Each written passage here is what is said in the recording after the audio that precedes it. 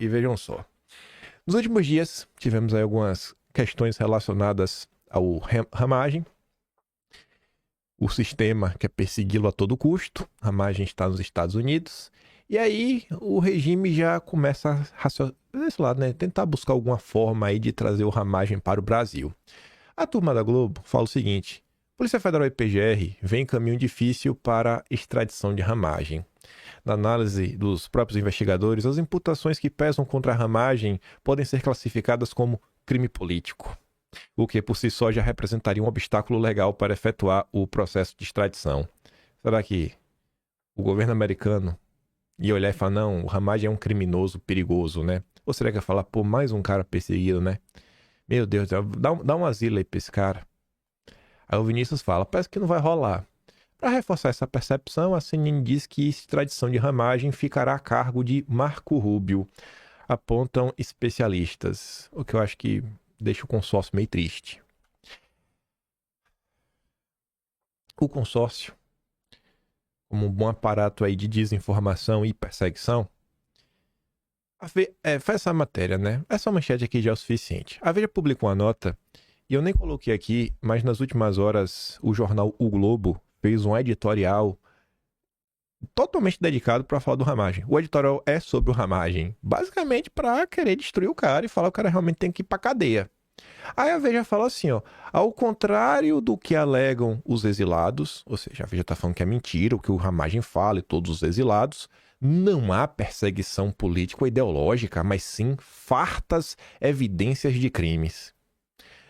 Eu não vou entrar nos pormenores porque vocês acompanham esse caso muito de perto. Quem não acompanhou, quiser olhar, inclusive os pontos furados e tudo que foi desmentido ao longo do tempo, kimpaim.com, Atlas Brasileiro. O caso do ramagem, vocês vão começar a encontrar muita coisa a partir da Tempus Veritatis, né? Que é quando o ramagem passa a ser alvo, que é o quê? Janeiro de 2024. Então, a partir dali já tem mês a mês no Atlas os principais acontecimentos, o que saiu na imprensa.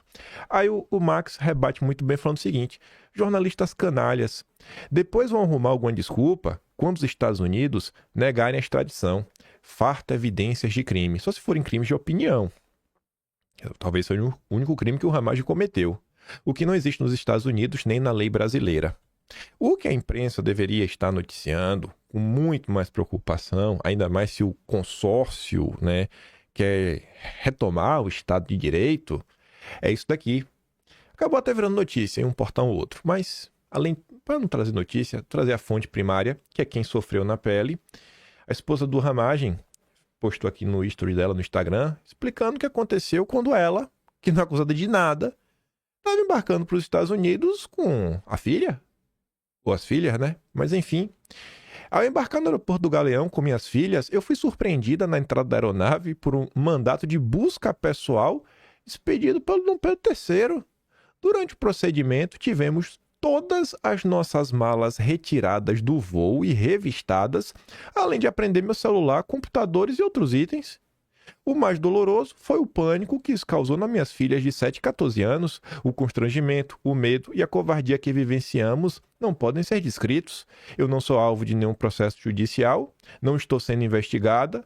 Sou servidora pública efetivada há 22 anos, com cargo de procuradora do Estado. O único e ilegal motivo apontado para essa ação é o fato de eu ser casada com Alexandre Ramagem. Conseguimos embarcar porque não havia nada irregular. Confesso que toda a minha experiência e estudos nesses anos atuando na área jurídica não se aplicam mais no Brasil. Essa prática de abusos por parte de membros do Supremo, com ilegalidades cada vez mais absurdas e frequentes, não pode perdurar. Lutaremos sempre pela conquista de uma normalidade constitucional verdadeira justiça e garantia de direitos para o Brasil poder ter liberdade e prosperidade. Aqui parece normal para vocês. É tipo o caso do Jason Miller. Ia ser do Brasil? Opa, peraí que tu tem que falar aqui com a Polícia Federal. O Sérgio Tavares, jornalista, que veio ao Brasil, opa, peraí, Sérgio Tavares, vamos aqui conversar com a polícia também, você fazer o que no Brasil? Aí vocês vão entender porque eu quis começar com ramagem, a gente trazer os textos críticos da imprensa. Pessoas como Emanuel de Santana não surgem do nada. Você já deve ter escutado sobre o processo de radicalização de pessoas. O consórcio adora falar isso para acusar a direita. O processo de radicalização ocorre pelas mãos do consórcio. em especial da Rede Globo. É criminoso o que a Rede Globo faz, e ela nunca é punida por isso. A Globo publica a nota ali, inclusive, né? Ex-chefe da BIM, Ramagem leva segredos de Estado a fugir para os Estados Unidos. Você vê como é? Vários segredos de Estado. Aí o Emanuel de Santana fala, tem que interrogar o pai, a mãe, irmãos, tios, parentes e amigos, deixando-os uma prisão preventiva de forma a colaborarem com informações que levem ao retorno de Ramagem ao Brasil. Vocês acham que isso é normal? Você vai prender pessoas pelo simples ser o que é amigo? Não, vou te prender, vou te colocar na cadeia. Ah, você é pai, mas vou te colocar na cadeia. Por quê? Porque o petista da rede social acha que isso é bonito, acha que isso é importante. Assim, isso aqui já ultrapassou até, sei lá, método de tortura, né? Porque já não é mais a tortura contra o Ramagem, mas contra uma imensidão infinita de pessoas. Quem é que não é amigo dele? Porque no Brasil hoje, você é amigo, se o regime falar que você é amigo, o regime vai falar que você é amigo e acabou e não importa. Pode ser uma pessoa que, sei lá, um atendente de uma padaria, o Ramagem comprou um pão, tiver uma foto de câmera de segurança, o Ramagem ele deu bom dia. Bom dia só se dá pra quem é amigo. Nem tente falar que o Ramagem só foi bondoso, o cara da padaria, não. Já é amigo, tem que ir pra cadeia. Olha o que acontece com o país. Não chegamos nesse estado de coisas à toa. A radicalização que eles tanto falam é isso daqui, ó. É a esquerda. E enquanto você tem uma massa de pessoas cada vez mais sanguinária, radicalizada, querendo aniquilar a direita no Brasil, a grande parte do povo brasileiro, eu acho que pode ser resumida em uma imagem, que foi uma imagem que circulou na internet ontem. É isso daqui. Olha a quantidade de gente na rua. Não é que não tem que celebrar, não. Celebra, faz parte do jogo, né? Futebol, o esporte mais amado do Brasil. Mas você consegue compreender que se o brasileiro como um todo tivesse essa mesma dedicação e empolgação para acompanhar a política, o país era um pouco diferente. Mas aqui foi a final da Libertadores, né? Ainda é um retrato do povo brasileiro. Segue dormindo.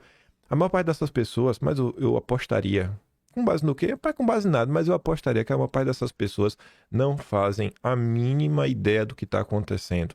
Sequer ouviram falar que a esposa do Ramagem, sem responder a nenhum tipo de crime nem nada, sofreu, né, toda aquela perseguição, né, e não sei, aquele drama no aeroporto com duas filhas menores de idade, uma de 7 anos.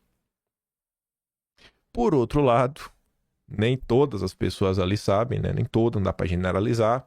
Teve um vídeo que circulou ontem, mas como o áudio tá muito ruim, eu vou dar aqui. O áudio tá muito ruim e vocês pegam lá no Telegram, vocês já devem ter visto já.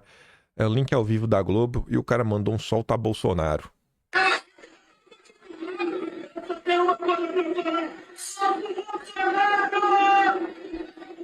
Eu soltei uma coisa pra falar, solta o Bolsonaro. Era da Sport TV, não sei se tava realmente passando na Globo na Sport TV, mas tá aí.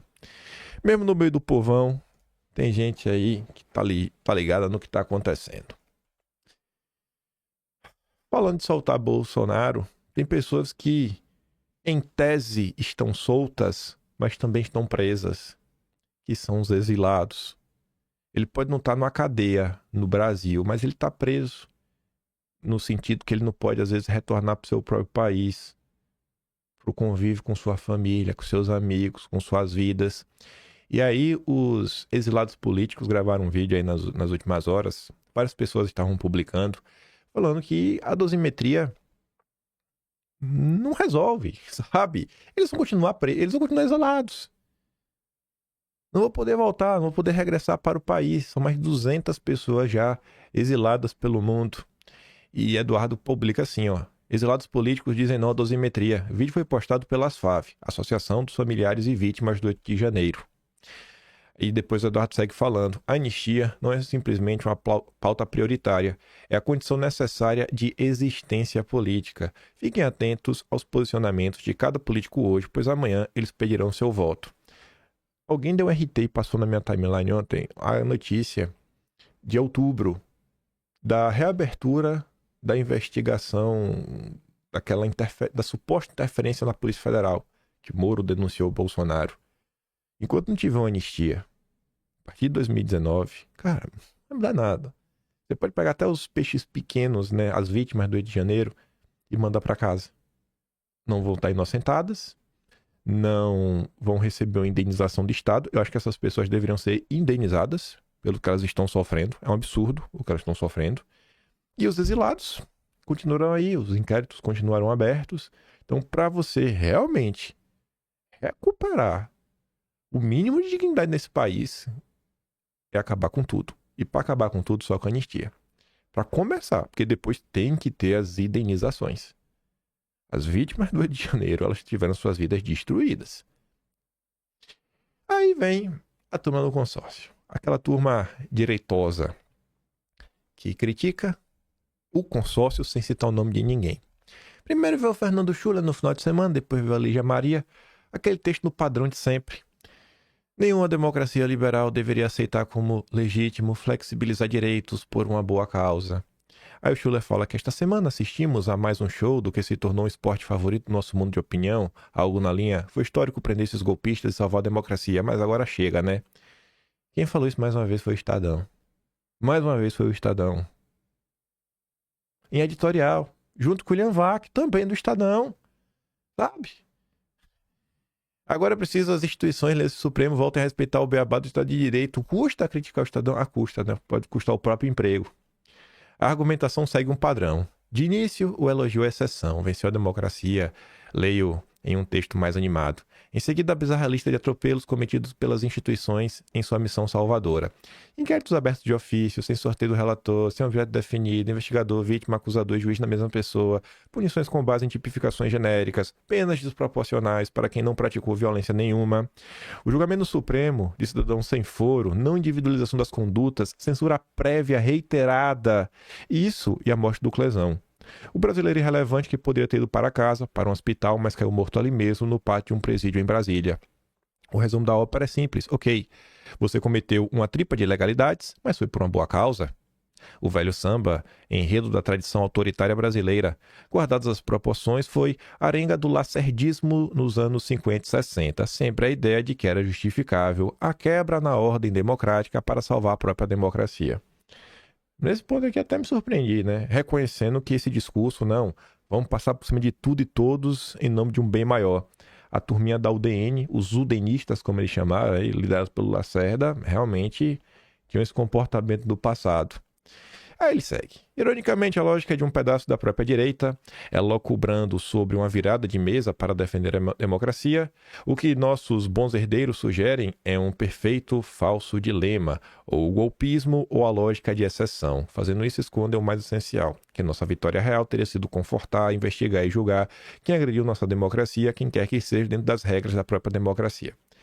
Aí aqui já começa a piorar. O Fernando Schuller está reescrevendo a história. Gente, de coração, que pedaço da direita é esse querendo virar a mesa? Que pedaço de direita é esse querendo virar a mesa? Ele trata de um jeito como se realmente existisse algum bloco com representação política, talvez não um bando de gente que não bate bem na cabeça, virada isso, aquilo, outro, etc, tudo mais. Cara, do início até o fim de todo o processo ocorrido, não tem nada, mas nada envolvendo Bolsonaro e virada de mesa. Nada. Tem algumas conversas ali dos generais, que disse daquilo outro, de Bolsonaro, nada. Vínculo de Bolsonaro com o 8 de janeiro, nada.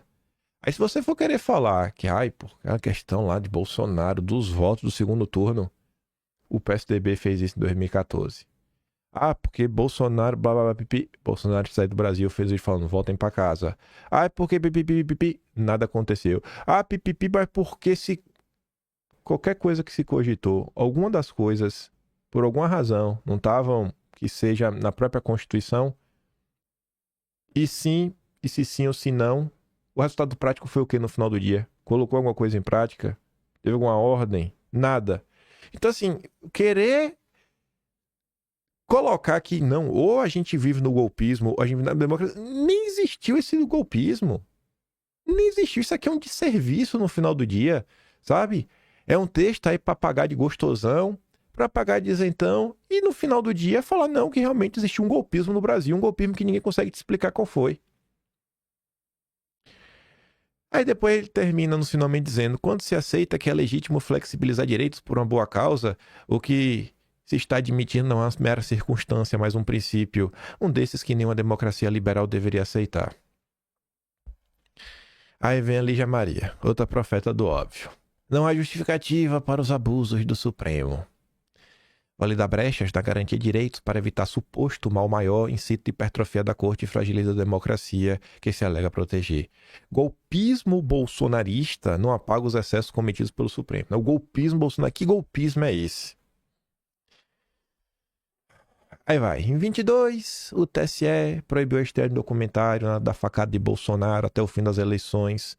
No seu voto, Carmen Lúcia disse que a censura não poderia voltar ao Brasil sob nenhum argumento, mas que se tratava de uma situação excepcionalíssima. Esse mesmo discurso, que valida brechas na garantia de direitos para evitar um suposto mal maior, emerge agora no debate público com as condenações e prisões de Bolsonaro e militares por tentativa de golpe de Estado. A ideia é a seguinte: o Supremo avançou limites processuais, mas essa ação heterodoxa não elimina o ímpeto golpista dos investigados e foi necessária para defender o regime democrático. Por isso, concluído o julgamento, teria chegado a hora do Supremo retomar a normalidade. Trata-se, porém, de uma ideia perigosa, já que incita a hipertrofia mais alta mais alta corte do país, que há anos falha em sua autocontenção, e a fragilização de princípios fundamentais do Estado democrático de direito. Além disso, deficiências e erros no processo são capazes de reverter decisões no futuro, como mostra o desmando da Lava Jato promovido pelo Supremo. O que deveria ser ressaltado, portanto, é que o golpismo não apaga os abusos cometidos pelo Supremo, que já vem de longa data. O maior deles é a interminável inquérito das fake news, que a PGR usou como referência na construção de sua acusação contra Bolsonaro e militares. O golpismo não apaga. Aí ela lista mais uma vez, eu nem vou ler a listagem dela do que o Supremo já fez, e termina falando que enquanto parte da sociedade, da imprensa, continuar a justificar os excessos do Supremo, as exceções tendem a virar regra. Já virou regra. Não é uma tendência, já virou regra. Já virou, acorda! Acorda! É ditadura, cadê bota o vídeo do Monarca aí? Acorda! Só para encerrar, já esse comentário, eu gostei da analogia cultural que o Leonardo Coutinho fez. Ele publicou ali o texto do Pablo Hortelado. Quando a ação de golpistas tem de ser o fim de um ciclo de exceção. Aí ele fala assim, ó: no Brasil, as instituições e a democracia foram esquartejadas e seus despojos expostos em praça pública. A mensagem e a excepcionalidade eram justamente para salvá-las. Agora, querem juntar os pedaços, esquecendo-se que um cadáver remendado nada mais é do que um Frankenstein. Pois é. E vamos lá.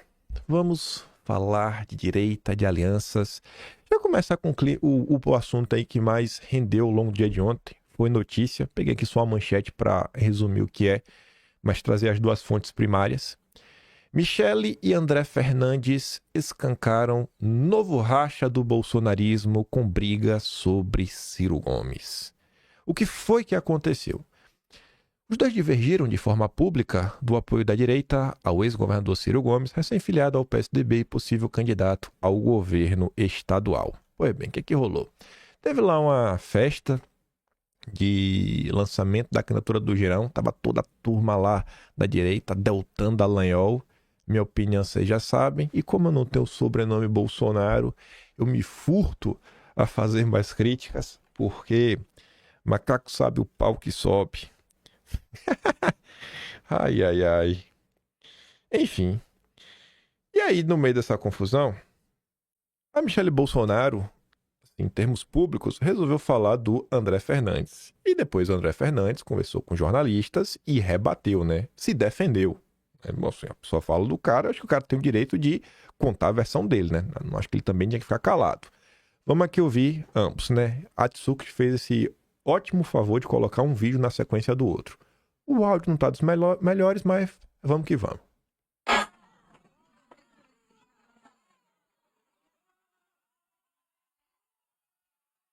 Na verdade, não consegue nem dar play no áudio, porque tá tanto barulho de fundo que o meu filtro de ruído para manter o som melhor, ele nem pega o áudio, sabe? Eu dou play aqui, eu fiquei aqui olhando, o som nem subiu. Deixa eu ver aqui se o do André tá melhor. Deixa eu ver aqui o do André. Coloca o André, que qualquer pancada do André aguenta. Melhor. Só que o presidente Só um pouquinho. mais dos para chegar aqui, a própria.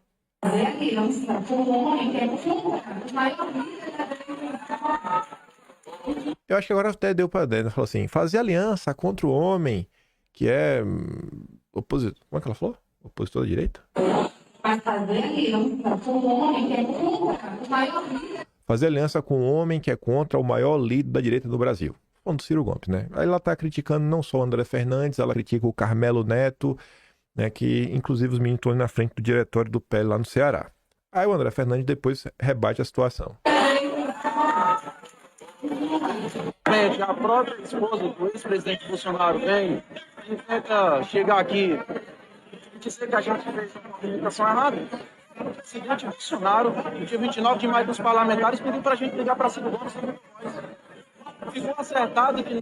Também não sei se tá muito bom, mas ele tá falando, ó, o próprio Ciro Gomes pediu para o próprio Bolsonaro pediu pra entrar em contato com o Ciro Gomes e André Fernandes fez algo que foi interessante. Ele cita uma data, dia 29 de maio, se eu não tô enganado. Nós apoiaríamos Ciro Gomes, o presidente Bolsonaro. Em seguida, o presidente Valdemar também.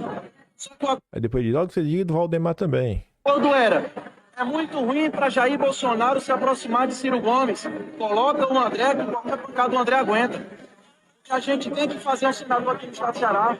O que a gente tem que fazer maioria de Senado no Brasil todo. O que a gente tem que derrotar o PT aqui no estado do Ceará. E porque a gente precisa de um grande candidato forte de peso em todos os estados do Nordeste para apoiar Bolsonaro, o seu sucessor, ou quem quer que seja o candidato, porque a gente precisa derrotar o PT. Então, infelizmente, eu estou aqui para dizer que houve essa conversa. O presidente Bolsonaro pediu para a gente ligar para Ciro Gomes no Viva Voz. O filho de Jair Bolsonaro, Carlos Bolsonaro, naquele mesmo dia que também estava presente, falou que era importante essa união. Então, eu não. Aí o André fala que teve essa ligação do Viva Voz. Ele cita que Carlos Bolsonaro seria uma testemunha, pois estava presente, falou que essa aliança seria importante. Não falaria isso em hipótese alguma.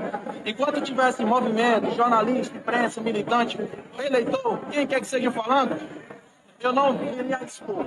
Mas já que a esposa do ex-presidente Bolsonaro diz publicamente que a gente fez um passe errado, que a gente deu um passe errado, que foi precipitado essa aliança. Aí diz, né? Se fosse jornalista militante, eu não ia falar nada. Ficava quieto aqui, apanhava, mas como é a esposa desse presidente, aí fica meio complicado, né? Pois bem. Essa aí foi a fala do André.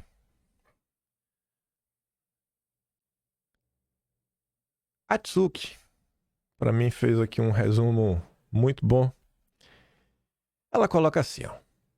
André apoia o Ciro, PSDB. Michele apoia Girão, Partido Novo. Michele critica André, André rebate e depois critica Michele. Quando dois nomes do PL, que em tese deveriam compor a base de Bolsonaro, um por ser aliado direto e a outra por ser a esposa, trocam farpas publicamente, enquanto os atores de fora seguem tranquilos e ilesos, o efeito é desagregador. Enquanto os de fora se fortalecem, os de dentro se destroem.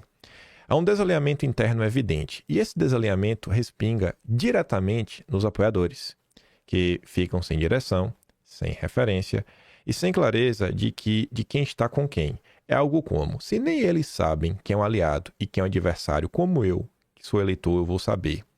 E não se trata de ataques a Michele ou a André. O ponto é que uma ruptura interna desorienta muito mais a militância do que qualquer ataque externo poderia fazer. E é nesse momento que fica implícita a vitória, ou ao menos até agora, do sistema, quando calaram Bolsonaro, né, a nossa única liderança. E aí você não sabe. Teve muita gente no primeiro momento, não ouviu o lado do André, e já foi pra cima do André. Isso significa que o André tá certo? Não. Significa que o André tá errado? Também não.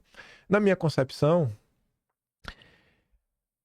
eu acho que o André, quando ele coloca... Eu não vou falar nada que eu não possa meio que provar. Quando o André, ele, assim, ó, eu gosto muito de analisar o comportamento humano. Para mim tem algumas coisas que quando a pessoa fala e faz, no mínimo, acho que vale uma reflexão. Quando a pessoa tá mentindo, normalmente a pessoa tenta fugir pela tangente, né? Tenta dar alguma explicação e tudo mais. Quando você parte para algo muito específico, como por exemplo, citar uma data desde o dia tal que isso aconteceu, e você tenta trazer mais detalhes, e você inclusive envolve pessoas que supostamente seriam testemunhas, possivelmente a história pode ter um outro aspecto, um outro ângulo a ser analisado.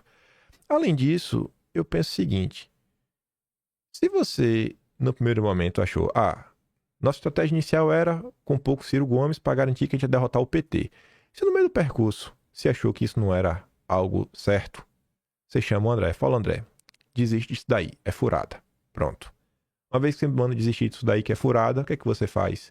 Você espera para ver. Se o cara não desistir e continuar, sei lá, fazendo seu jogo político com o Ciro Gomes contra uma ordem que em tese teria vindo aí de dentro, aí você não precisa falar que o cara errou. Aí você já denuncia e fala, olha, nosso candidato é X e fulano está agindo à revelia. Você já sobe o nível. Eu acho que você chamar atenção uma questão partidária e que parece que não é bem assim, não tá me parecendo. Eu tô falando só em termos públicos, que saiu 100% da cabeça do André, eu acho que isso daí não é de muito bom tom. Tanto que muita gente na rede social, você pode ver aqui, ó, o Vilimigo, por exemplo, ele foi atrás de algumas notícias para tentar entender. Ele fala, ó, esse acordo é noticiado desde maio deste ano. Houve matérias falando sobre o aval de Jair Bolsonaro enquanto ele ainda não estava preso. E você vê aqui mesmo, ó, no dia que o André falou, 29 de maio, Bolsonaro se reúne com o aliado de Ciro e ensaia palanque para 26. Essa parada do André, eu não acho que foi algo assim do nada. Eu não sei se vocês lembram, mas tá aqui, eu deixei aberto já no ponto. No Atlas de outubro de 2024, que foi na reta final da eleição, tem um tema que eu coloquei, um aliado inusitado.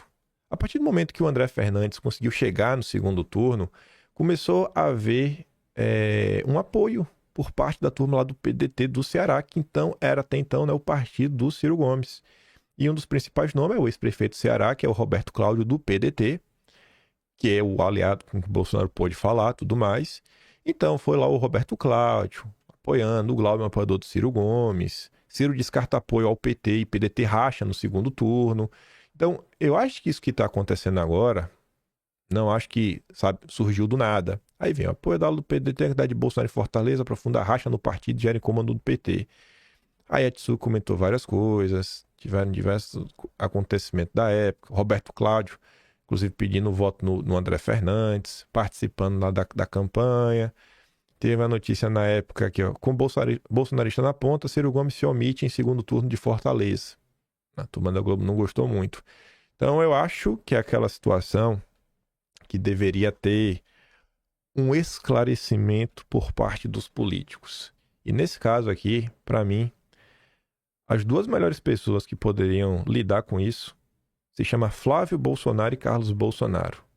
O Carlos, porque o André o cita, e o Flávio Bolsonaro, porque sempre foi o filho de Bolsonaro mais envolto nas questões políticas, de articulação política, e está sempre aí conversando com o próprio pai, né, com o Jair. Eu acho que vale a pena olhar, porque se essa história do André tiver um pingo de razão, você tomar essa chamada, eu acho que ainda que tenha até lá na frente um pedido de desculpa e tudo mais, você não consegue, né, consertar tudo. E eu acho que a pessoa pode ficar meio ressentida, sabe? Então, eu acho aí que, para esclarecer mesmo de vez, e aí, o André fez isso à revelia ou não? Isso daí começou a se construir desde lá de trás. Quando começou essa questão a ser levantada, inclusive eu fiz um vídeo, deve ter mais ou menos um mês e pouco, eu falei, pô, é importante, quando tem esse tipo de coisa, né, a turma explicar. Não adianta querer fazer qualquer movimentação política e esperar que a militância entenda sem maiores explicações. Eu acho que eu comentei isso conforme eu mostrava, acho que um vídeo do André Fernandes na Auriverde. Tenho quase certeza. Falei isso aqui em vídeo. Falei, é bom explicar. Porque senão depois dá errado. Continuando aqui. Plano do PL para contornar campanha sem Bolsonaro inclui boneco de papelão e inteligência artificial.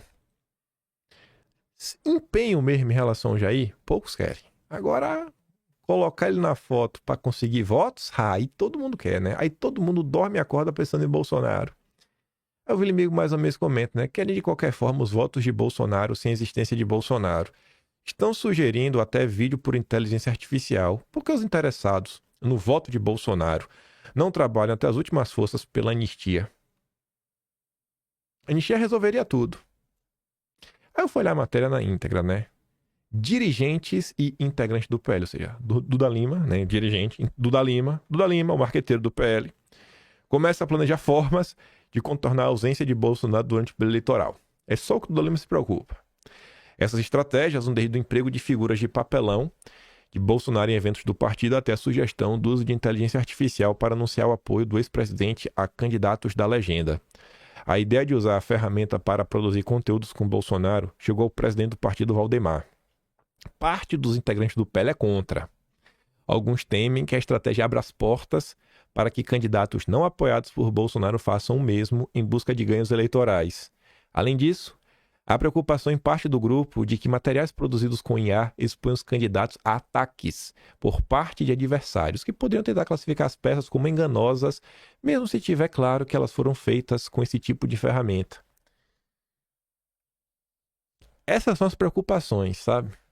A minha preocupação é estar usando o Bolsonaro. Preso, torturado, doente, enclausurado numa cela, tratamento desumano, sem cometer crime. Eu vou falar minha pessoa, porque aí envolve algo emocional. Nesse ponto aqui não vai mais na razão. Se eu visse um cara usando um vídeo de Bolsonaro de inteligência artificial para falar que Bolsonaro apoia ele, eu não votaria nessa pessoa. Porque para mim isso daí é compactuar com a tortura. Não, cara. Tem como. Tem como. Se tu quiser usar uma foto, tu usa. De boa. Normal. Se quiser botar foto, tudo mais. Você falar que você apoia Bolsonaro, sabe? E colocar uma coisa aí. Agora, se tu botar inteligência artificial, eu viria como quase um inimigo. Porque pra mim isso é desumano. Pra mim isso é inaceitável. Pra mim isso é inaceitável. Mantenha o Jair vivo. Sabe? Manter a memória dele viva. Mas isso daí é basicamente usar a pessoa. Eu espero de coração que ninguém invente de fazer algo assim. Sabe? Em respeito ao Jair. Pra mim, como eu penso e deixo bem claro. Aí o consórcio. Na verdade, não é o consórcio. Acho que a Yara faz algo aqui essencial no comentário dela. A parte mais importante de todo que ela colocou, que é o quê? Descrever quem é a pessoa que está falando sobre a direita, né? Ó a manchete. Direita precisa se indagar. Valeu a pena? O quê? Bolsonarismo atrapalhou o crescimento de uma direita com enraizamento social, né? A Folha de São Paulo está interessada em construir uma direita com base, com raízes? Será mesmo? Que direita é essa que a Folha de São Paulo defende, né? É a direita permitida. O Celso de Rocha Barros, ele é colunista da Folha. Semanalmente ele escreve. E aí ela coloca tudo que você precisa saber sobre quem é esse jornalista. É um servidor federal que escreveu um livro sobre o PT e que está dando conselho para a direita. O doutor em Sociologia formado em Oxford tem a finesse de um rinoceronte. As adjetivações são dignas de um Lord de Cambridge. Ela está sendo irônica. Você vai levar a sério algo assim? Não vou. Agora, esse tipo de comentário aqui eu tendo a refletir. Posso não levar a sério, mas pelo menos eu reflito. José Dirceu deu entrevista para o Estadão, para Vera Rosa. A jornalista que pela primeira vez na história apresentou o termo gabinete do ódio em setembro de 2019. Aí tá ali. Bolsonaro não vai sair de cena. E o bolsonarismo tem um problema para resolver, afirma Zé Dirceu. Há 4 meses de completar 80 anos, Dirceu é sempre consultado por políticos de várias matizes ideológicos, do PT ao Centrão, do MDB ao PL. Aí eu fiquei assim, né? Ela tá mentindo? Ou será que tem alguém do PL lá pedir conselho pro Zé Disseu? Não sei. Sei que a matéria falou isso daí, eu fiquei pensando, né? Lembrando do PL Raiz. Não sei, né? Vai que o próprio Valdemar ainda mantém amizade com o Disseu da época do Mensalão. Aí a entrevista tem algumas perguntas que essas respostas... Tem várias que são só lacração do Disseu. Você tem algum conselho pra dar pra Bolsonaro na prisão? Não tem conselho nenhum, ele tem que se lascar, que ele defende isso, torturador. Aquele papo de maluco. Agora, outras respostas do Disseu, eu fiquei pensando, né? Primeira pergunta pra ele é o seguinte, na ordem, né? Mas a primeira que eu separei. O bolsonarismo sem Bolsonaro morreu? Não. Primeiro porque Bolsonaro está aí. Ele não vai sair de cena. Isso é uma ilusão. Porque a pessoa está presa, ela sai de cena? Não necessariamente. Ainda mais que Bolsonaro tem um filho senador, um deputado, um vereador, uma esposa que quer ser senadora e outro filho que também, candidato ao Senado. Ele tem um partido, o PL. Então eu não vejo assim. 2. Mas ele está perdendo apoio. O bolsonarismo não será mais maioria no país. Nós temos condições de ser maioria, fazendo alianças. Aqui o Disseu está lidando com a questão de maioria e minoria, ok, né? Os blocos que apoiam para você conseguir os 50% mais um dos votos. Você botar o PT com 20 e poucos por cento, você 30, 40 e poucos por cento, você juntar, ele está falando que o PT conseguiria isso daí, né? No cenário atual. Depois o Disseu fala algo que, por ouvidos de muitos, possa passar batido, mas acho que vocês em específico, tanto que a gente repete, eu acho que fica um pouco mais claro. A direita está refém do Bolsonaro e a esquerda do Lula. E olha o que o José Disseu responde. Não. Bolsonaro lidera parte da direita. E principalmente a extrema-direita. Que existem várias direitas. E o Disseu sabe disso. O problema da direita... E quando o José Disseu fala direita, ele está falando do Republicanos, do MDB, do PP, do União Brasil. É direita. Temer, Ciro Nogueira, Arthur Lira, Rodrigo Maia, essa turma. O Maia falou que ele é direita. Mas enfim. E daqueles que apoiam o Tarcísio como candidato, aí olha o que Disseu descreve. O establishment agrário e financeiro do país. José Disseu não diz que o agro apoia o Tarcísio. José Disseu não diz que o pequeno produtor, o establishment agrário. Quando você fala de establishment agrário, você está falando de quem? Marfrig, JBS, Minerva, Rubens Ometo, esses grandes conglomerados. Assim como Disseu fala do establishment financeiro. O establishment financeiro é o quê? É o empresário? É o funcionário público que é caixa de banco? Não. Ele está falando da Faria Lima. Você vê que o Disseu, que é um cara experiente, que tem uma leitura de cenário, ele consegue separar bem as coisas. E na hora de falar, né, ele não está generalizando tanto, né? Ele está usando um modificador que você acaba por restringir bastante. O establishment, o regime, né? O sistema financeiro e o agro, né? O agro exportador, que às vezes eu comento, essa é a turma que apoia a direita. Aqui ele está colocando o Tarcísio, nem vou pegar essa pilha, não sei se o Tarcísio em si, mas todo mundo não percebe que tem um plano de tentar tirar Bolsonaro do jogo e emplacar um direita permitida? Então, não leia Tarcísio, se essa for a birra. Lê assim, ó. Quem que apoia a direita permitida? A Faria Lima e os campeões nacionais. É isso que o Disseu está falando no final do dia. Os campeões nacionais da Faria Lima querem eleger uma direita permitida. Enfim, aí o problema disso daí, basicamente, né, que Bolsonaro... enfim, que o Tarcísio teria se identificado com o bolsonarismo e com o Trump, e aí se contaminou com a rejeição de grande parte das classes médias que deram vitória a Lula em 22. Então esse aí seria o problema para essa direita. Então eles têm um problema para resolver. Eles precisam do Bolsonaro, mas não querem Bolsonaro. Nós temos um candidato e uma aliança. O Lula é um candidato. Então, eles têm um problema maior. Eles precisam do Bolsonaro, né? Aí é aquele processo. Descolar do Bozo, sem perder o apoio dos apoiadores do Bozo. Depois pergunta pro Disseu. Mas não pode aparecer um outsider? Acho improvável. Qual seria o programa dele? Leia programa, qual o projeto, as ideias, o projeto de país. O que é que ele defende? Aí fala assim, contra a polarização, né? Um outsider. O programa dele é contra a polarização. Disseu fala, cara, não existe polarização, existe politização. Ó, Eu gosto dessa palavra. Aí o que é que o Disseu diz, né? Por trás do Bolsonaro e do Lula existem ideias, concepções, valores morais, programas, realizações, fatos concretos. Por exemplo, é que ele pegou o Tarcísio de exemplo, mas bote aí o candidato da direita permitida. Tarcísio, Zema, Caiado, Ratinho, todos esses. O que o Tarcísio está pregando? Vender o Banco do Brasil?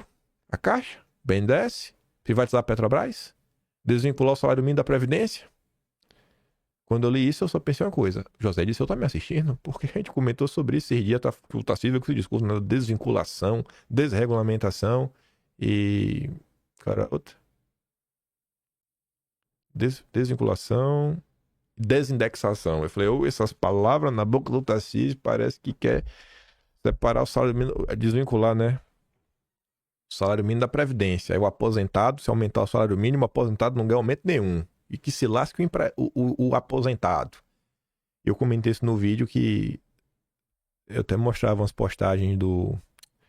Como é o nome do cara, rapaz? É o dono da Suno, que é uma casa de investimento. Thiago Reis, eu esqueci o nome dele agora. Que ele estava propondo reduzir em 20% as aposentadorias. O cara quer fazer uma reforma da Previdência para reduzir em 20% a tua aposentadoria das pessoas que você conhece. E você está colocando ponto. Eu pergunto, qual é o plano aí da direita permitida? Vocês saberiam me informar? Porque de Bolsonaro, é como ele disse, tem umas ideias. Você sabe que Bolsonaro é o louco furioso.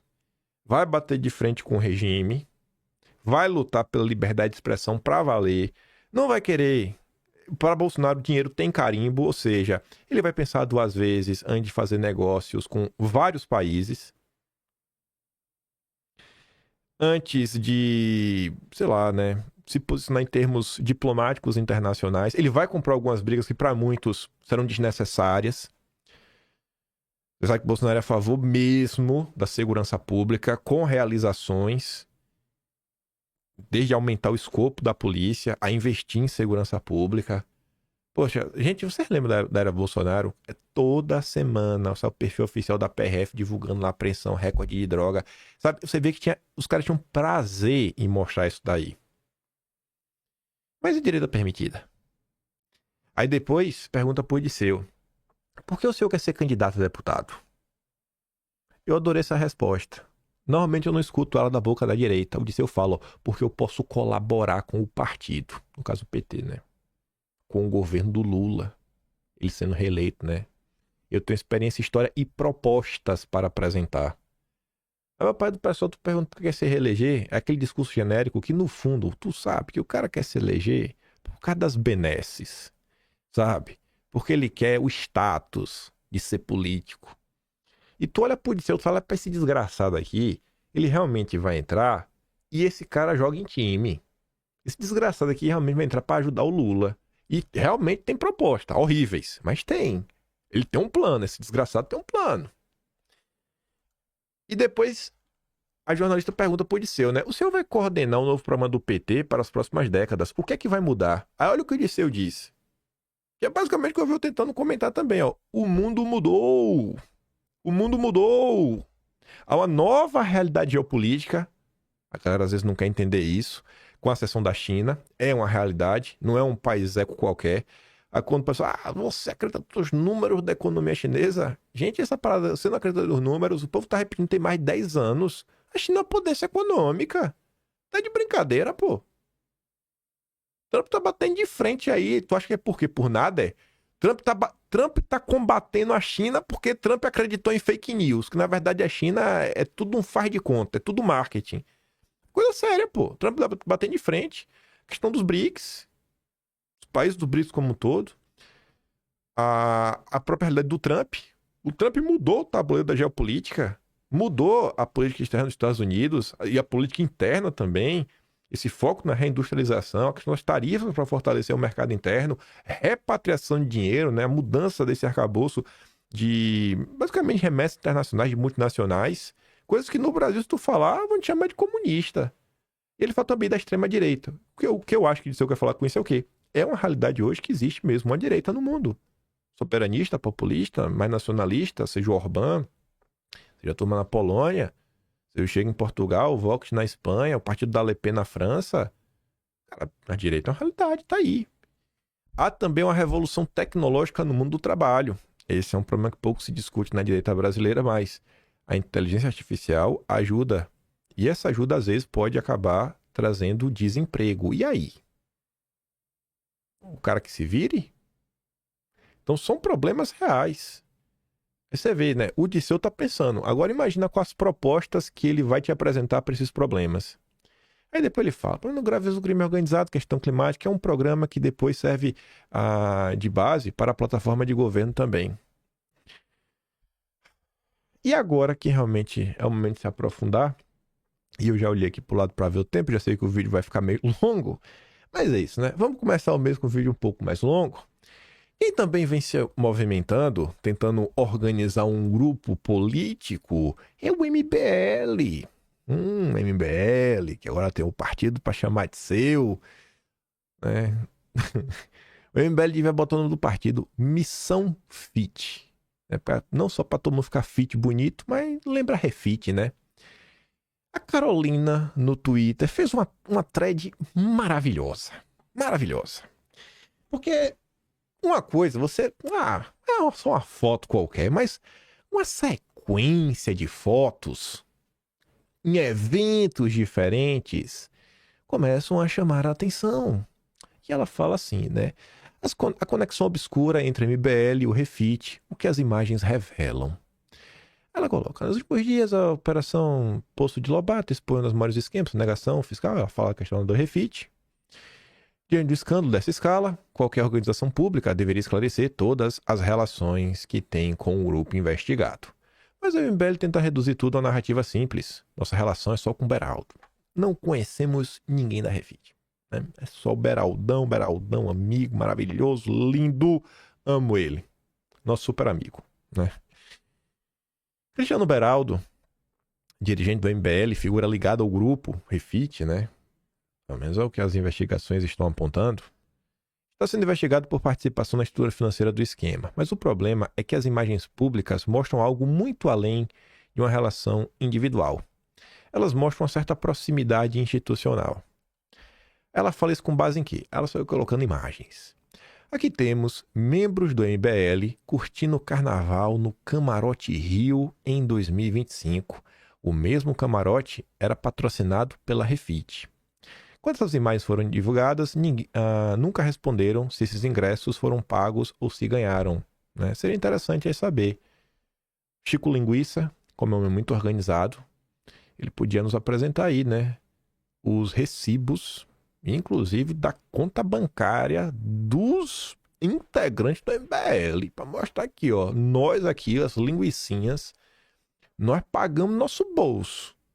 Ali, ó, o camarote. Esse camarote é caro, viu? Eita, camarote caro, rapaz. Aí tá lá todo mundo, ó. Kataguiri, Renato Bati. Todo mundo não, né? Só a nata da cúpula do MBL. E você vê, né? Camarote Rio, patrocínio da Refit. Aí, mas é uma foto, né? Só um evento. Beleza, calma. Aqui vemos líderes do movimento usando roupas da Fit. Empresa do mesmo grupo, né? Tá aqui a Fit, né? Fit do que? Da Refit. Pô, Chico. Chico Linguiça de Refit, rapaz. Estranho, hein, pai? Estranho, né, Chico? Chico Linguiça. Olha a sua vida, viu? E aqui agora? Aqui é aquela coisa que você fica sem entender, né? No evento da Veja, você vai falar, não, o MBL foi lá no evento da Veja da Refit porque é um evento importante para discutir o Brasil, o mundo. Tá. Mas o que falar da presença no aniversário da Refit? Uai, como é isso aí, rapaz? No aniversário da Refit, Chico. Chico Linguiça no aniversário da Refit. Com as linguicetes. Aí você vê aqui, né? Todo mundo com a pulseirinha laranja. Você fala, aí você vê que é o Refit. Você fala, mas só porque tá com a pulseirinha laranja, tá no evento da Refit? Calma, rapaz. A Carolina colocou mais imagens pra te mostrar, ó. Você vê, ó. Olha aqui como é o plano de fundo. tipo umas cortinas, que essa cortina aqui, ó, show do Lulu Santos. Olha lá, refit, né? Ó, Beraldinho. Estranho, né? O Beraldo, que mora nos Estados Unidos, veio ao Brasil para aniversário da refit. Ah, Beraldinho! Mas que coisa, viu? Essas felinas. Aí tem um evento que a gente tinha comentado, né? Aí o MBL fez algo que o MBL adora fazer. E que o Partido Novo também, né?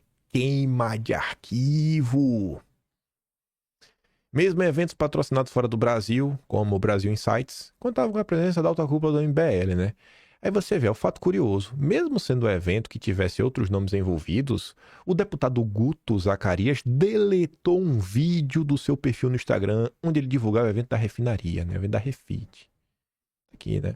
Brasil Insights, na Veja, que era o link original. Tinham 1.100 likes.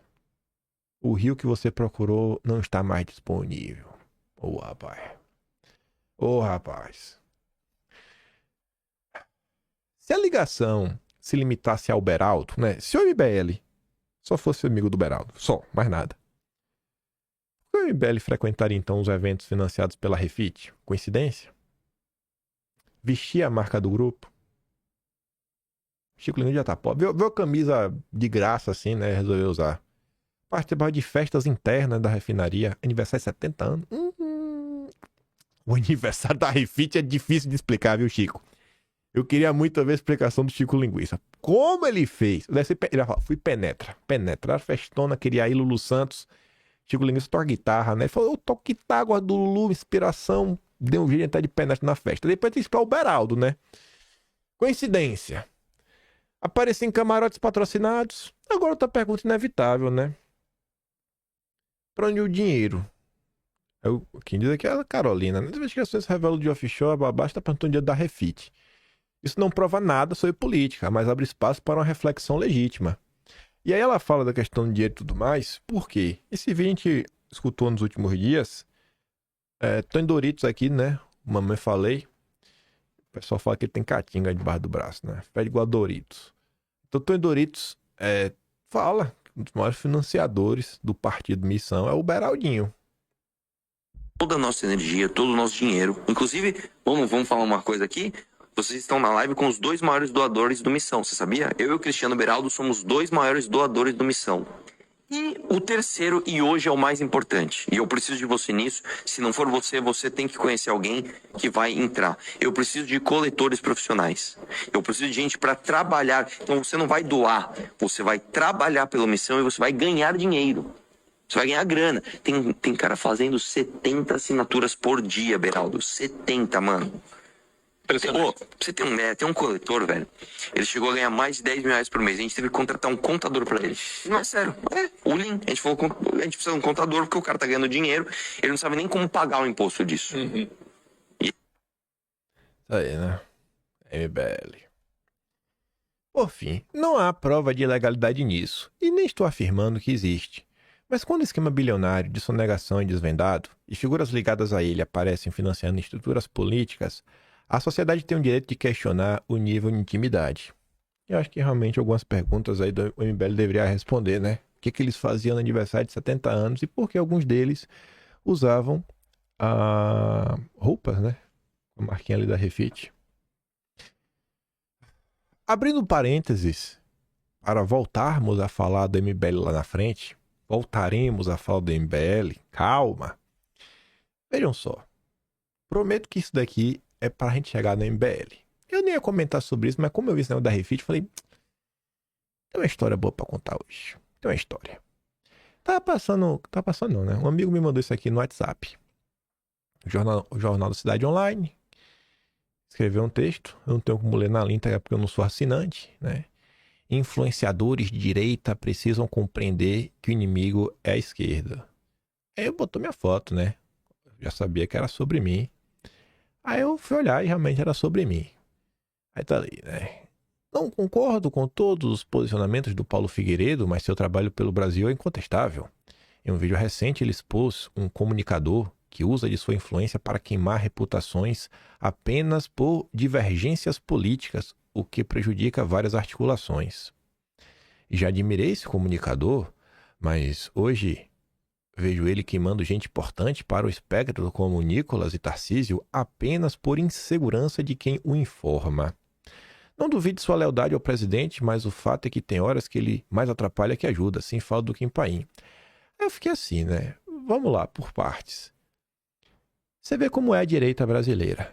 A direita adora falar que o consórcio não respeita as pessoas da direita e trata como blogueiro e tudo mais para validar perseguição.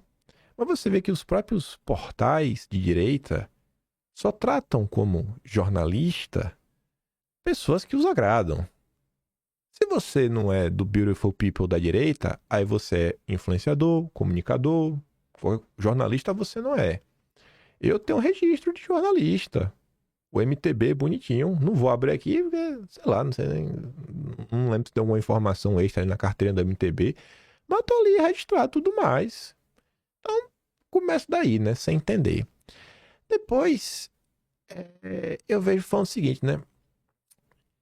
Queimar reputações apenas por divergências políticas. Normalmente você tá de um lado ou de outro a partir de divergências políticas, né?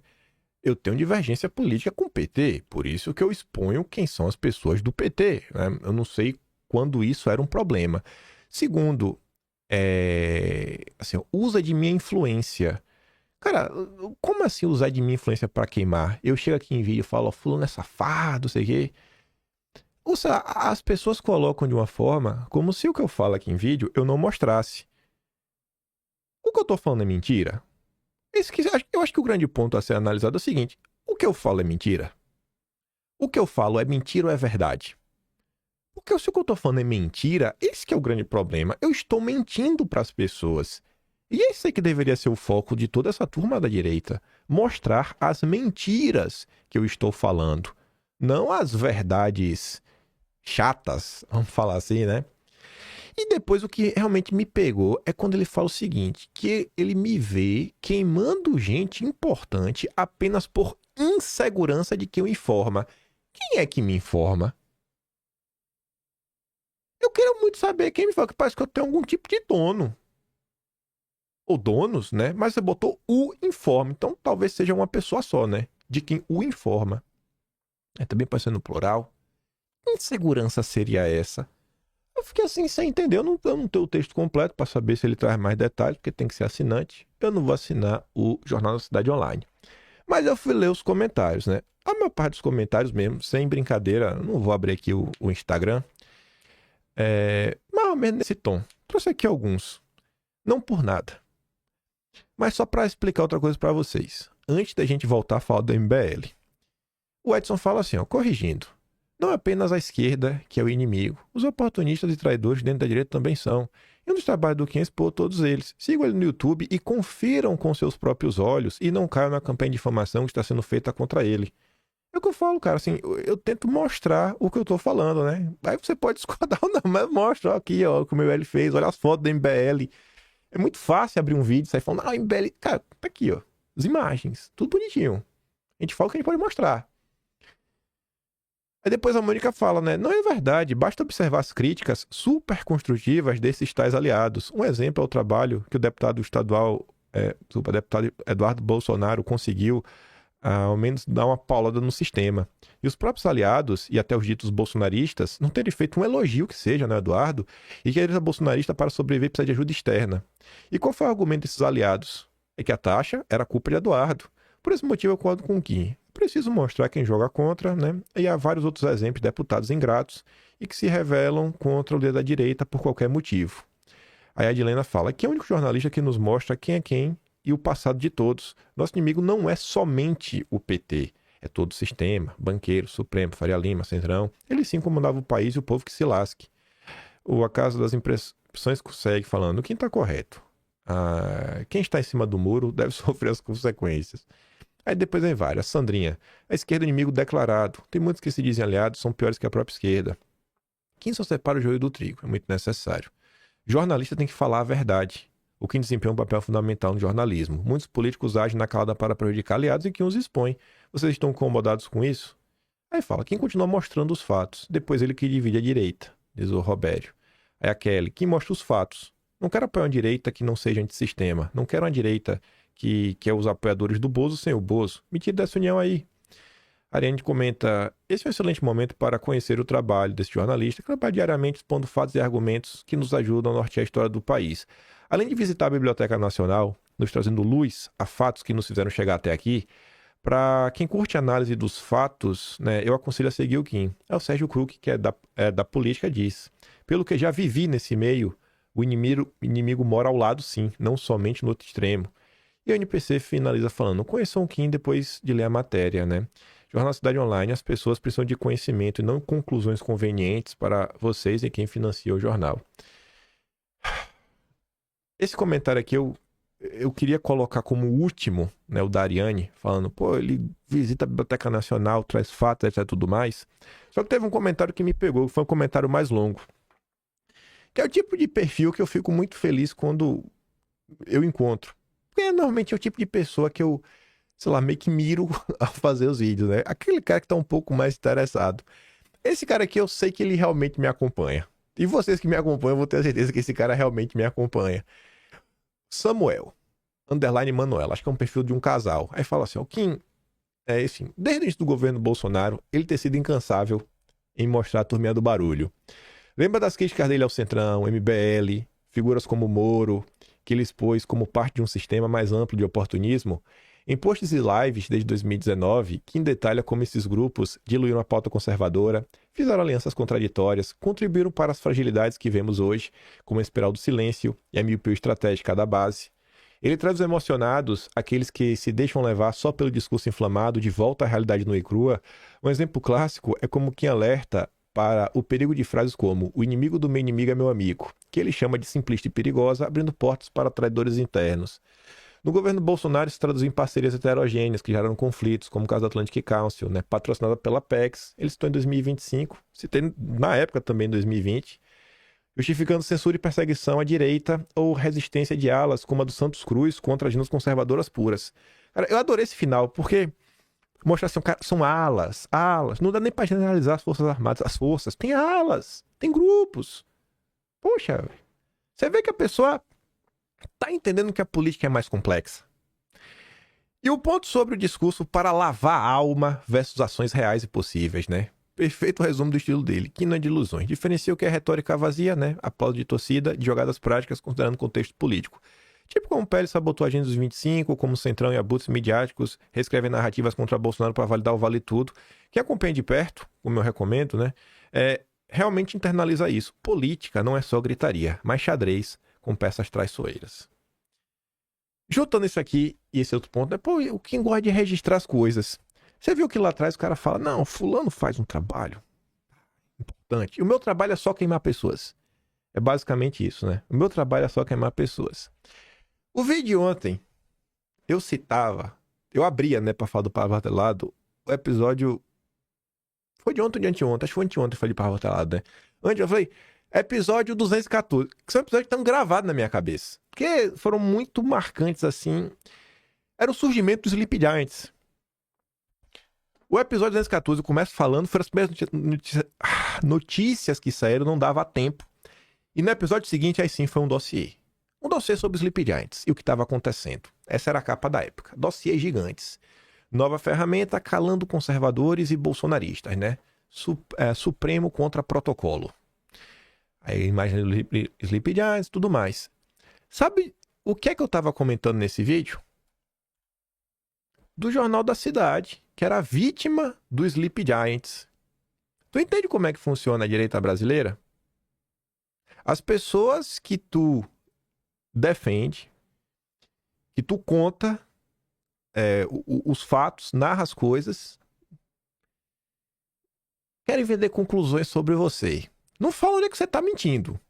Não explica onde é que você tá mentindo, mas fala que você usa de sua influência para queimar os outros. Isso aqui são prints do vídeo 215, né, dos ataques que o Jornal da Cidade sofreu.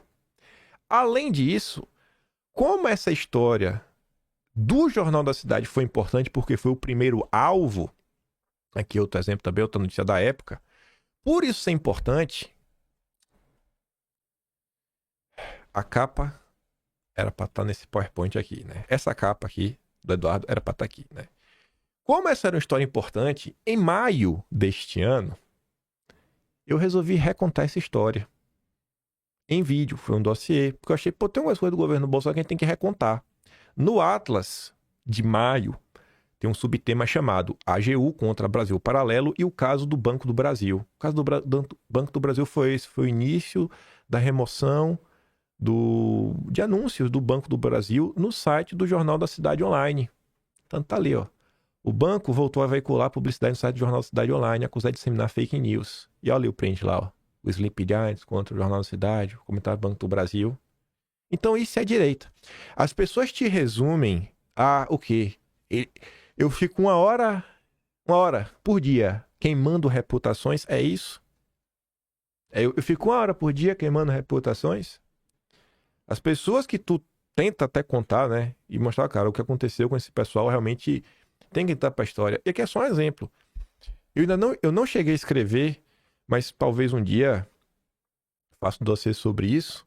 São dois casos que eu acho que se conectam, porque ambos envolvem a Bárbara, só que a primeira parte não é só a Bárbara que é o alvo, que é o que? Em 2021, o primeiro grupo a tomar uma medida de desmonetização foi Bárbara, Camila Abdo, o Jornal da Cidade e eu acho que o Folha Política, que foi uma decisão do Salomão.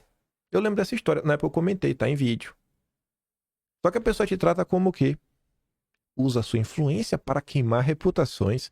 É só isso que eu faço, bicho. Mas eu falei que a gente ia voltar a falar do MBL. E a gente vai voltar.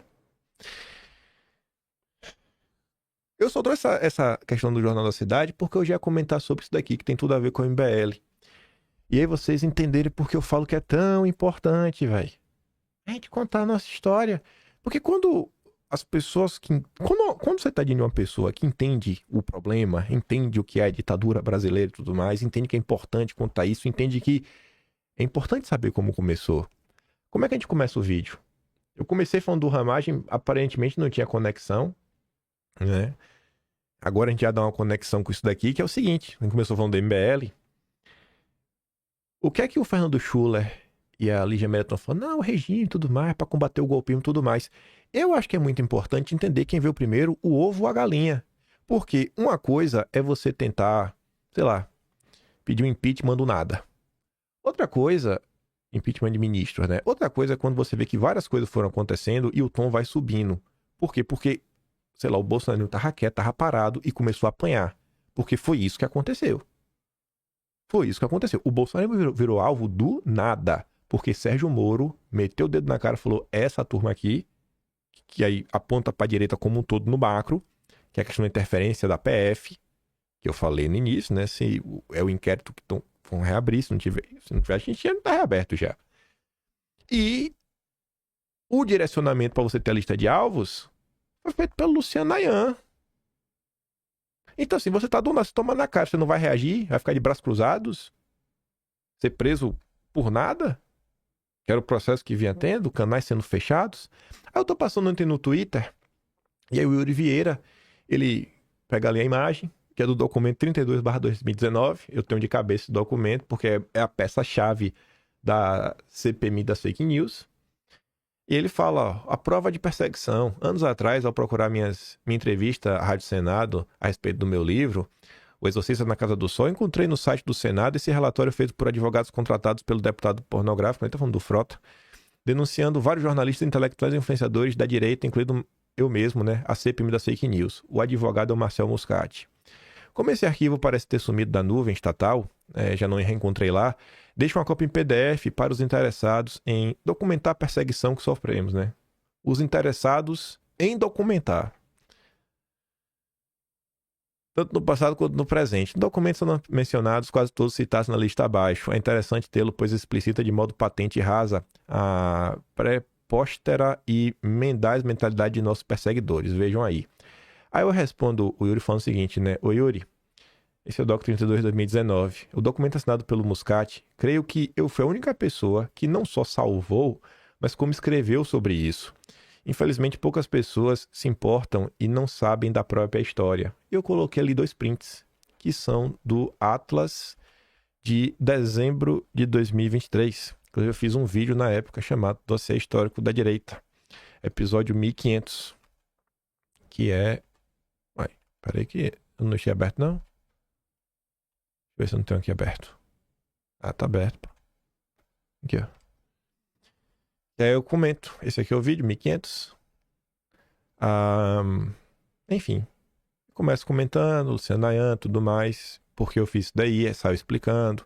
Depois eu mostro como esse documento que o Yuri está se referindo é feito pelo Ayan. Aí eu vou provando por quê. Mostro o material do Ayan colorido, mostrando que é o mesmo material, tudo mais, desenhado. Aí trago vários elementos mostrando que o Ayan brifava e que já sabia que o Ayan estava brifando o Santos Cruz, a turma do PT, pelas perguntas, que eram as perguntas que já estavam no material. A lista que o Yuri apresenta, que é a mesma lista que o Ayan já tinha. E aí vou explicando como esses materiais chegam na mão de Dom Pedro III, que o Joyce e a Frota entrega. Trago a decisão judicial, mostrando, tá vendo? Foram esses materiais que embasaram a decisão judicial.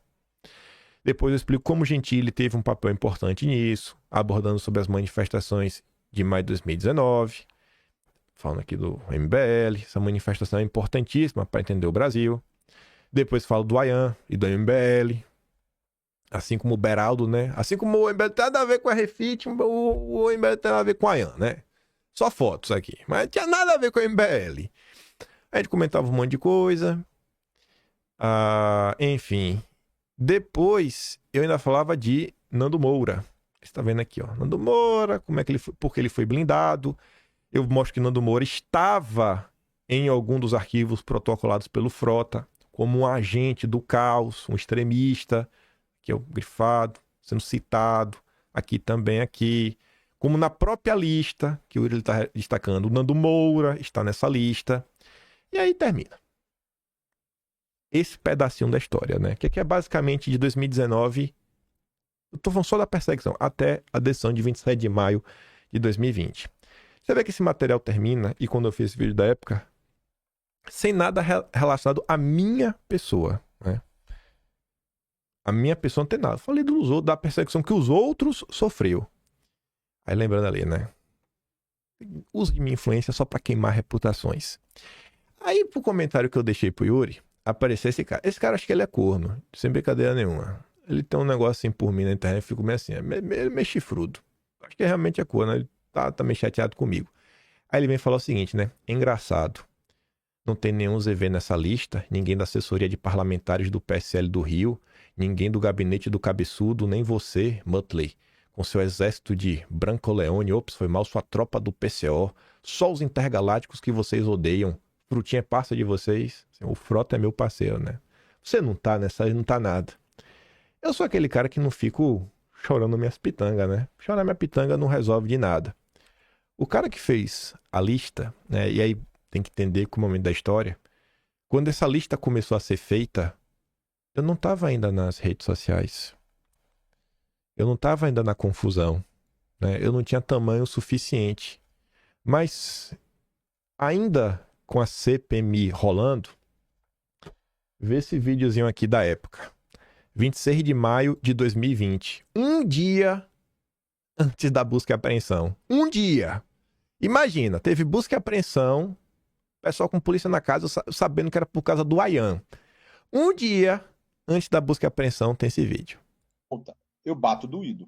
Por exemplo, o Zé Ruela lá do Kim Paim veio com aquela palhaçadinha. Eu não sei o que. Vai fazendo teoria da conspiração. Eu fiz um vídeo que eu sei que teve pouca audiência, só que o relatório com o que ele fez vai para a CPMI das fake news. Então, quer dizer, e eu não estou retaliando, porque é o seguinte, porque isso é teórico da conspiração, faz afirmações que não pode provar, é parte dessa usina de desinformação da rede, e nós vamos tretar agora como gente grande. Então, o que eu acho que falta direito a fazer isso, sabe? Assim, pegar esses caras. Eu bato aí, né? Por exemplo. Aí, porque não tá na lista, né? Aí pra você ver como são as coisas. O pessoal fala sobre denunciar lá fora, né? Tem que denunciar lá fora. Aqui é o site oficial da Associação de Juristas da Austrália Ocidental. Aí, o título em inglês, né? Quem escreveu esse texto foi o professor Augusto Zimmermann. Por que me tornei vítima de perseguição política no Brasil? Aqui na época eu procurei alguém aqui para eu poder contar meu caso, né? Ver se alguém se importava. Aqui eu traduzi, né, o texto tá todo em inglês, mas vocês conseguem ver mais ou menos como era a estrutura, né? Aí o Augusto começava fazendo aqui uma breve introdução e depois ele atestava que os fatos a seguir eram verdadeiros e eu meio que contava, né? E falava do caso do Luciano Ayan, o que estava acontecendo. O Ayan, enfim, fala a mesma coisa. Eu digo, ó, eu entrevisto na mais frente do país, o Globo, aí eu coloco o link. O Ayan confessa abertamente, está envolvido na guerra política. A grande mídia do país também noticia que ele foi o campeão de disseminação de notícias falsas. Da Marielle Franco, né? A Marielle era filha do PSOL e o Ayan mentiu sobre ela e tudo mais. Aí eu coloco aqui, ó. Bota o site do UOL, uma notícia que diz que ganhou muito dinheiro em parceria com o MBL, né? Sites focados em notícias falsas. Para explicar o que ele está planejando fazer contra mim, primeiro preciso explicar o que está acontecendo no cenário político brasileiro. Após muitos anos de governo de esquerda, profundamente corruptos, os brasileiros finalmente elegeram um presidente conservador. A mídia e os partidos de oposição têm se mostrado relutantes em aceitar o resultado da eleição. Desde o primeiro dia, fizeram tudo a seu alcance para derrubá-lo. Desde meados do ano passado, a oposição chegou a criar uma CPMI, não só para desacreditar o governo, mas para perseguir e criminalizar qualquer pessoa que ouse apoiar abertamente o presidente brasileiro e suas ideias políticas. O senhor Afonso alega exercer poderes extraordinários sobre essa comissão em particular. Ele tem auxiliado deputados federais, fornecendo-se nomes e relatórios de pessoas que possam ser consideradas merecedoras de sofrer tal perseguição. E já prometeu mais de uma vez produzir um relatório completo a meu respeito, uma vez por meio do Twitter pessoal e outra em uma entrevista ao vivo a um youtuber chamado Ícaro Teixeira. Eu não estou na lista, mas olha lá, ó. Esse teórico da conspiração do Olavim estão cada vez piores. Esse é o tal Kim Paim, violentamente obcecada por mim, baixei todos os vídeos, tais dossiês, né, servem provas contra ele. Em breve vai relatório para a CPMI. E é o que eu estou denunciando, né? A Dani Laxo, com a Ana, Nereu Crispim, como é o nome desse cara aqui? O cara da Bandeirantes, esqueci o nome dele. Da Bandeirantes, pô, esqueci o nome dele completamente. Esse é o Nereu Crispim, na verdade, o Ayan e o Pavinato, né? Mas o Pavinato mudou, agora tenho que gostar dele, né? Em entrevista ao jornal DCM, Ayan revela que está auxiliando deputados, aí você vê todos os links do que está acontecendo. Qual o problema com essa investigação parlamentar, né? Essa CPMI? A resposta é bastante simples. A CPMI está sendo usada como base para uma apuração arbitrária e inconstitucional. Essa apuração está sendo conduzida por um juiz profundamente controverso, Moraes. Tanto o ex-PGR quanto o atual já solicitaram suspensão imediata da investigação. Dessa mesma forma, centenas de juristas já apontaram a inconstitucionalidade dessa investigação em particular. Gazeta do Povo, Jornal Brasileiro e tudo mais, tá aqui, ó. Gazeta, né, inquérito do Toffoli é legal. O jornal GGN, outro jornal brasileiro, que é o de esquerda, inclusive, que é do Nassif, revela que a ex-PGR Raquel Dodge apresentou queixas sobre a inconstitucionalidade da investigação. Ela entrou com um mandado de inconstitucionalidade supremo, mas seu pedido foi negado. Link também. O Tempo, outro jornal brasileiro, relata diversas denúncias feitas pela PF sobre anomalias geradas por essa investigação, incluindo a abordagem da PF a esses casos e como foi formada a equipe de investigadores. Quantas pessoas... você vê, quantas matérias da imprensa você já ouviu falando que o inquérito começou de forma sem sorteio? Acho que toda. Você já viu todo mundo falar sobre isso? Globo, Folha, Estadão, Veja, Metrópolis... Quantos portais de imprensa já comentaram sobre o início da equipe da PF? Essa história ninguém quer saber, né? Eu também não quero contar.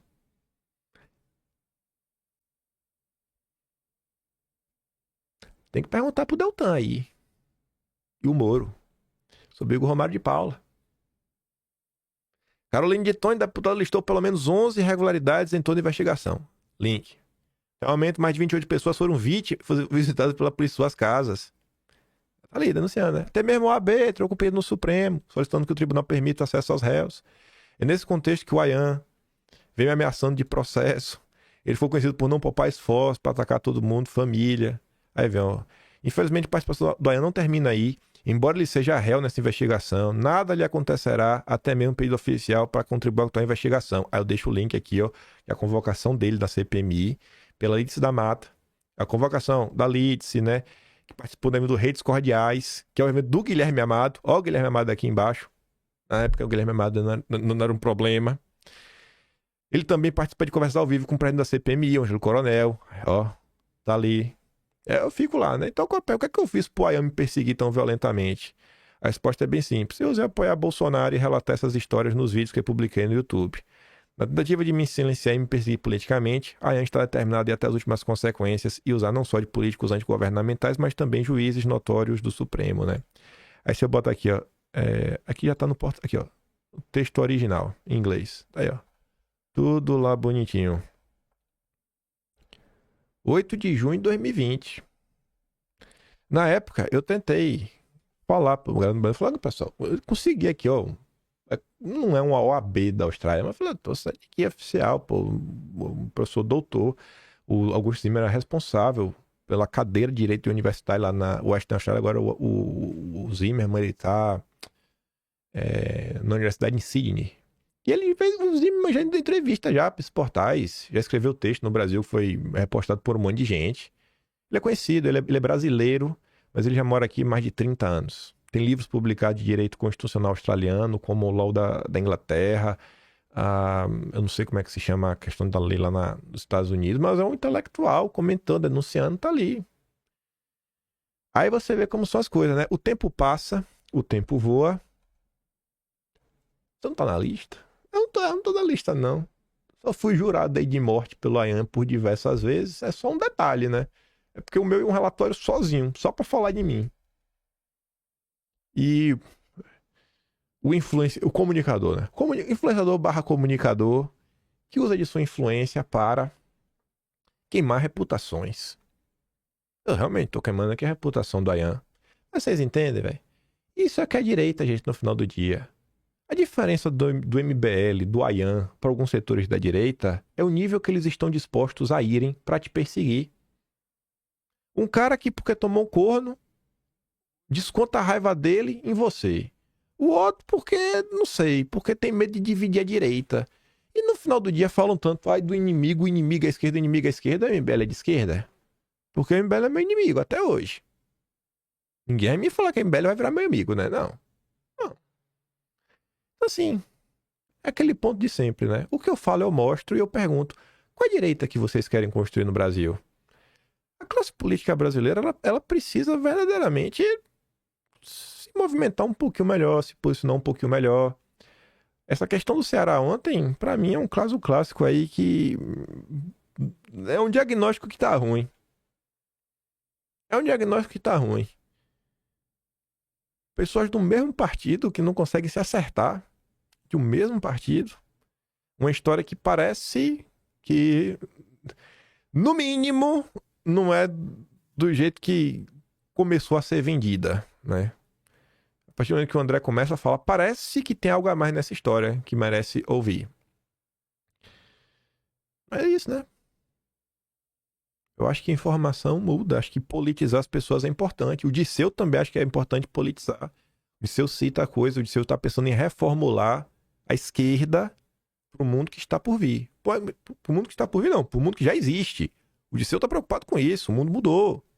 As discussões mudaram. Tem que olhar algumas coisas de uma forma um pouco mais profunda.